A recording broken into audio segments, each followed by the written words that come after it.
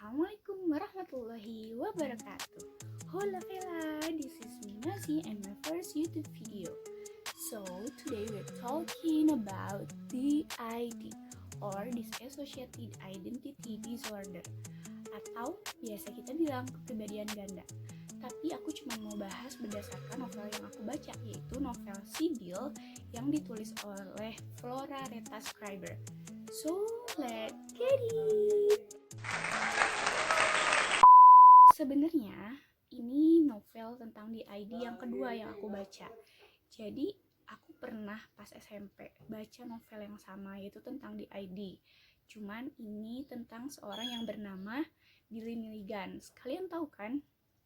Nah, judul novelnya The Minds of Billy, atau yang diterjemahkan ke dalam bahasa Indonesia menjadi 24 Wajah Billy. Novel ini ditulis oleh Daniel Cayes yang menceritakan tentang si Billy, cowok yang punya 24 kepribadian. Jadi dia punya 24 kepribadian loh. Nah, for that time, I guess kayak ini bener gak sih gitu. Soalnya aku belum concern sama yang namanya psikologi gitu. Jadi aku ngira kalau misalnya orang yang punya kepribadian ganda, ketika dia berubah kepribadian, itu posturnya juga ikut. Jadi kalau misalnya dia berubah kepribadian jadi anak kecil, ya udah dia jadi kecil, terus juga wajahnya berubah, terus misalnya rambutnya warnanya berubah, jadi semuanya berubah gitu. Padahal ternyata enggak. Dan ini aku baru tahu faktanya tentang DID itu pada tahun 2017. Nah, tahun 2017 itu saat film Split keluar. Nah, sekarang jadi aku cuman mau bahas DID berdasarkan tadi novel Sibyl karya Flora Reta Scriber. Karena aku akhirnya tertarik dengan DID, jadi aku memutuskan untuk baca novel Billy Milligan ketika aku SMA, dan kemarin ketika film Split keluar tahun 2017, aku baca lagi novelnya. Kemudian dari itu baru aku sedikit ngerti tentang DID gitu, dan akhirnya bisa baca novel Sibyl ini dengan sangat menikmati. Nah, kemudian novel Sibyl ini bercerita tentang seorang perempuan yang bernama Sibyl Isabella Dorset yang mengidap kepribadian ganda. Dia punya sampai 16 kepribadian loh. Dan Sibyl sendiri sebagai utama gitu. Jadi kalau misalnya orang kepribadian ganda itu ada yang disebut yang utama. Nah, yang utama di sini adalah si Sibyl sendiri atau Sibyl Isabella Dorset. Sekarang aku mau jelasin dan mau liatin bagan tentang si Sibyl ini atau hierarki katanya disebutnya. Pertama, kalian bisa lihat di situ ada Vicky. Vicky adalah perwujudan dari impian Sibyl semasa kecilnya. Nama lengkap dari Vicky ini adalah Victoria Antoinette Chelle, atau itu dari bahasa Prancis. Karena si Vicky ini adalah perwujudan dari boneka masa kecilnya si Sibyl. Jadi waktu Sibyl kecil, dia punya boneka gadis kecil gitu. Nah, dia kasih nama Victoria Antoinette Chelle. Siapa si Vicky ini? Sibyl mewujudkan Vicky ini sebagai seorang gadis yang sangat bahagia, berasal dari Paris. Nah, dia juga anggun, kemudian memiliki banyak bakat, pandai bermain piano, dan berasal dari keluarga yang terhormat gitu, dan sangat bahagia hidupnya. Sehingga ini sebetulnya kenapa sosok si Vicky muncul, karena si Sibyl menginginkan hal itu gitu. Kemudian yang kedua, lihat Peggy Ann dan Peggy Lau, atau kita biasa sebutnya dua Peggy. Kedua Peggy ini datang dari trauma masa kecil dan ketakutan serta kemarahan Sibyl yang gak bisa Sibyl ungkapin ketika dia disalahkan, ketika dia disiksa. Nah, si Sibyl pendem sehingga muncullah secara tidak sadar sosok Peggy Ann dan Peggy Lau. Nah, Peggy Ann merupakan simbol dari takut si Sibyl, dan hal ketakutan si Peggy Ann menjadi hal kemarahan bagi si Peggy Lau. Jadi Peggy Lau itu simbol marah, sedangkan Peggy Ann itu simbol takut. Kemudian di bagian terakhir kalian bisa lihat ada Marjorie dan Ruthie. Nah, mereka ini datang dari trauma masa balitanya. Bayangin guys, dari balita dia udah ngerasa trauma. Waktu itu kenapa Ruthie kemudian muncul ketika dia mengalami penyiksaan pada umur 3 tahun. Untuk pertama kalinya ibunya, yaitu Ibu Dorset, mengalami penyakit yang namanya skizofrenia. Apa itu skizofrenia? Skizofrenia adalah penyakit jiwa di mana dia nggak bisa bedain mana mimpi dan mana kenyataan. Jadi karena penyakitnya itu, Ibu Dorset selalu melakukan penyiksaan terhadap Sibyl, baik itu physical abuse sampai sexual abuse. Bayangin guys, bayangin. Dan karena trauma-trauma inilah akhirnya Sibyl memiliki kepribadian ganda, karena salah satu penyebab orang mengidap kepribadian ganda adalah trauma masa kecil. Tapi sebenarnya si Sibyl itu punya ayah, namanya Bapak Dorset, Bapak Willard Dorset. Nah, dia sebagai tukang kayu, nggak tukang kayu banget sih, kayak dia tukang ngebangun sesuatu, bisa bikin furnitur, sampai bisa bikin rumah kayak gitu. Karena saking sibuknya, ayahnya ini tidak memperhatikan si Sibyl, tapi dia sayang, tapi dia nggak punya waktu untuk perhatian gitu. Sampai ayahnya pun tidak sadar bahwa Sibyl mengalami penyiksaan dari ibunya yang sakit jiwa. Padahal Sibyl sering mengalami memar, patah tulang, atau biru-biru, pokoknya luka-luka, tapi ayahnya nggak sadar gitu. Ayahnya itu antara nggak sadar atau sebenarnya dia denial gitu kalau punya istri yang sakit jiwa. Nah, faktor ketiga selain ibunya dan ayahnya adalah keluarga Dorset yang memiliki fanatisme agama yang sangat kental dan sangat fanatis, sangat keterlaluan. Sehingga hal ini mempengaruhi masalah skizofrenia atau sakit jiwa si ibunya. Si ibunya nggak dibawa ke psikolog, psikiater, dan yang lain sebagainya untuk proses penyembuhan, karena psikolog dan psikiater oleh keluarga Dorset dianggap sebagai kawannya setan. Nah, dari sosok-sosok itu muncullah kepribadian pada diri Sibyl, kepribadian yang lain. Di antaranya ada yang bernama Mary. Mary adalah sosok yang sangat taat beragama. Ini dipengaruhi karena keluarga Dorset yang fanatik terhadap agama.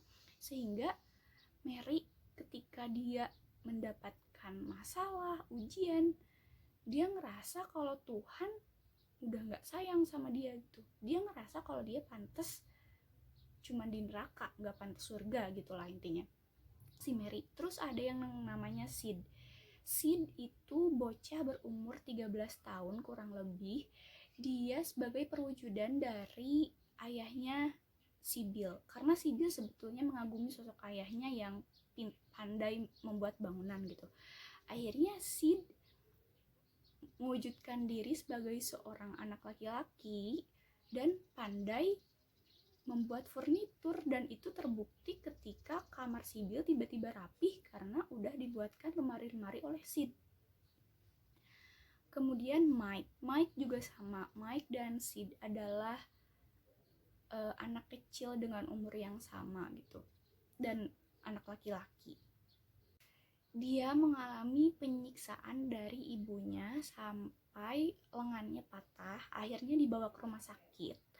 Kemudian di rumah sakit itu dia diobati oleh seorang dokter yang baik hati, yang akhirnya membuat Sibyl, oke, gue nyaman di rumah sakit daripada gue di rumah gitu mengalami penyiksaan. Nah, tapi ketika Sibyl sembuh, otomatis kan dia harus pulang gitu ke rumah, berpisah dengan dokter. Dia menganggap dokter itu meninggalkan dia, dan akhirnya dari situ karena ketidakinginan dia untuk berpisah dengan dokter yang menyebabkan munculnya sosok Ruthie itu. Kemudian ada kedua Peggy yang udah tadi aku bahas sedikit. Kedua Peggy muncul saat Sibyl kecil juga, sekitar SD, umur SD kelas 3 SD-an. Itu waktu Sibyl tidak menerima kematian neneknya, karena neneknya ini adalah orang yang paling baik kepada Sibyl, dibalik orang-orang seperti ibunya dan ayahnya yang gak perhatian gitu. Neneknya ini paling baik, sehingga Sibyl sulit menerima bahwa neneknya telah meninggal. Akhirnya ketika kelas 3 SD Sibyl ditinggalkan oleh neneknya, Peggy Lau, kedua Peggy itu mengambil alih kesadaran si Bill sampai 2 tahun kemudian, kelas 5 SD, baru si Bill sadar. Dan tapi dia nggak inget dia kemana aja gitu. Hal yang terakhir dia ingat adalah pemakaman neneknya gitu. Karena yang terjadi kepada orang yang mengidap kepribadian ganda adalah blackout. Bukan mati lampu sih maksudnya, tapi blackout itu kayak amnesia sementara. Dia lupa karena kesadarannya sudah diambil alih oleh pikiran-pikiran yang kuat gitu. Pikiran-pikiran yang kuat ya tadi yang timbul dari trauma masa kecilnya dan keinginan dia yang nggak tersampaikan. Dan ini dibahas oleh Freud pada bukunya The Interpretation of Dreams. Karena pikiran kuat itu akhirnya muncul ke permukaan dan mengambil alih kesadaran. Dan itulah yang terjadi kepada orang yang berkepribadian ganda. Si Bill adalah seorang pelukis, jadi ke-16 kepribadiannya itu juga semuanya bisa melukis dengan ciri khas masing-masing. Jadi karena si Bill sering amnesia, kadang dia menemukan lukisan di kamarnya yang dia nggak tahu dan dia nggak sadar udah melukis itu. Dan itu lukisannya bukan ciri khas dia gitu, padahal itu adalah perbuatan dari ke-16 kepribadian yang lainnya.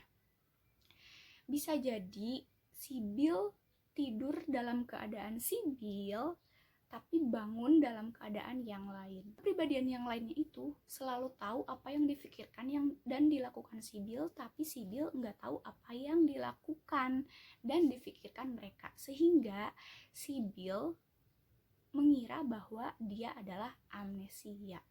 Tuh. Nah, selama kurang lebih 20 tahun, dokter atau psikiater yang bernama Dr. Wilbur akhirnya berhasil menyatukan si Bill. Mereka akhirnya berteman, kemudian bertemu dengan seorang penulis yang akhirnya nulis buku ini, yaitu Flora Ruth Schreiber. Dan selama 7 tahun Flora dan si Bill berteman, akhirnya mereka tukar pikiran, kemudian Flora sambil menuliskannya untuk akhirnya dibuat buku. Ketika si Bill sudah sembuh, bahkan si Bill nggak percaya kalau dia dulu mengalami itu, karena sekarang setelah 20 tahun akhirnya si Bill berhasil menjadi satu, yaitu si Bill, dan kepribadian yang lainnya sudah menjadi si Bill yang baru, si Bill yang sehat. Dari sini, dari novel si Bill ini aku nemuin kesamaan sama novel Billy Milligans atau 24 Wajah Billy atau The Minds of Billy. Jadi untuk novel di ID biasanya di belakang, biasanya di depan itu pasti ada semacam pengenalan tokoh. Tokoh yang dimaksud adalah kepribadian yang lain, berdasarkan jenis kelamin, umur, nama, semuanya dijelasin di awal. Kemudian di akhir pasti ada bukti tentang kasus itu, misalnya tentang lukisan. Kalau di sini adalah tentang si Bill ya, tentang lukisan. Kemudian mungkin tentang hasil diagnosa atau data-data yang lain yang merupakan bukti tentang kasus di ID itu gitu. Jadi kedua novel ini punya hal itu, dan penulisnya pasti berhubungan langsung dengan pasien ataupun dokter gitu. Jadi dia nggak mungkin dengar dari orang lain, tapi dari yang bersangkutan, karena ini menyangkut tentang personal life lah, semacam itu. Dan ternyata kabar barunya adalah, bukan kabar baru sih sebenarnya, tapi kayak kabar bahagia. Setelah aku baca novel si Bill ini, aku nemu film si Bill ini yang nanti linknya ada di description box. Jadi tinggal kalian cek aja. Itu sangat disarankan untuk ditonton. Gak apa-apa belum baca novelnya, nonton itu juga gak masalah. Kalian akan wow gitu. Oh sekarang ternyata ada hal di luar pengetahuan kita yang mungkin terjadi akibat dari keadaan mental kita. Jadi ya kita harus emang ngejaga banget kesehatan mental gitu. Nah,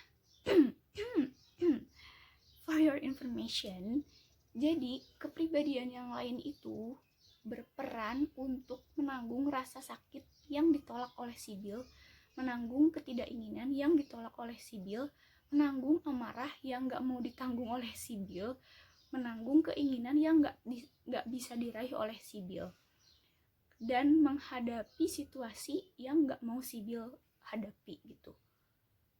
Itulah penyebab sosok yang lain muncul dari alam bawah sadar si Bill, karena sebenarnya pikiran-pikiran yang kuat sehingga menjadi yang kita sebut kepribadian.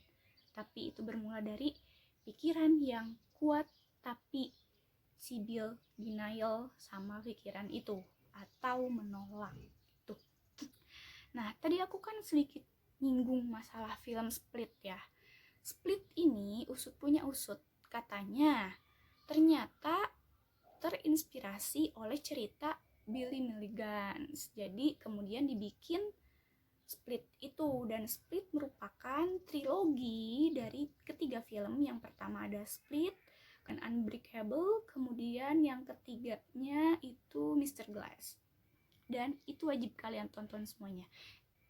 So, what do you think guys about the ID? Coba tulis di kolom komentar tentang di ID menurut pandangan kalian, atau mungkin apa komentar kalian baru tahu atau gimana. Dan kalau misalnya video ini informatif, jangan lupa like, subscribe, dan share. Oke, biar enggak kalian doang yang tahu tentang DIT. Ayo kita sama-sama belajar terus tentang hal-hal baru. Thank you, Kak. Wassalamualaikum warahmatullahi wabarakatuh.